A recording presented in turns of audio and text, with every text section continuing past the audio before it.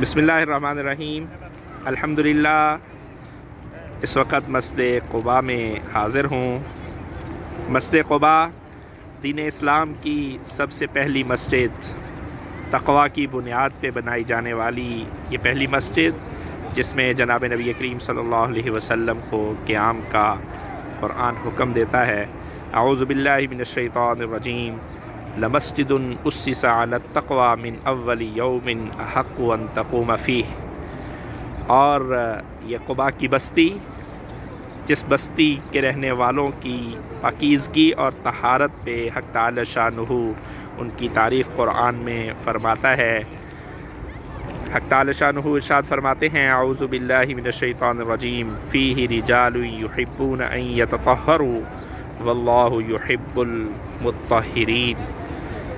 مسجد قباء اہمیت کی حامل مسجد ہے، دین اسلام کی پہلی مسجد ہے، اور اس کے فضائل میں جناب نبی کریم صلی اللہ علیہ وسلم کا ارشاد ہے کہ جس نے قباء میں 2 رکعت نفل ادا کیے اس نے عمرے کا اجر و ثواب پایا۔ حق تعالی شانہ آپ کو بھی سب کو اس مسجد کی زیارت اور یہاں نوافل ادا کرنے کی اور یہ سعادت حاصل کرنے کی توفیق عطا فرمائیں۔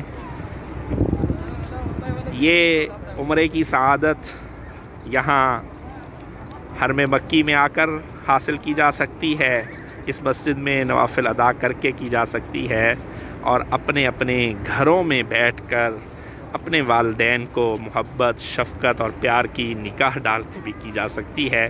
رسول اللہ صلی اللہ علیہ وسلم نے ارشاد فرمایا کہ جو اپنے والدین کو محبت کی نگاہ سے دیکھتا ہے، اللہ تعالیٰ اس نگاہ کے اوپر حج کا ثواب عطا فرماتے ہیں۔ صحابہ کرام نے پوچھا کہ اگر 100 بار کوئی دیکھے، تو نبی صلی اللہ علیہ وسلم نے فرمایا کہ اللہ تعالیٰ اس سے بھی بڑے ہیں، اس سے بھی زیادہ اجر و ثواب عطا فرما سکتے ہیں۔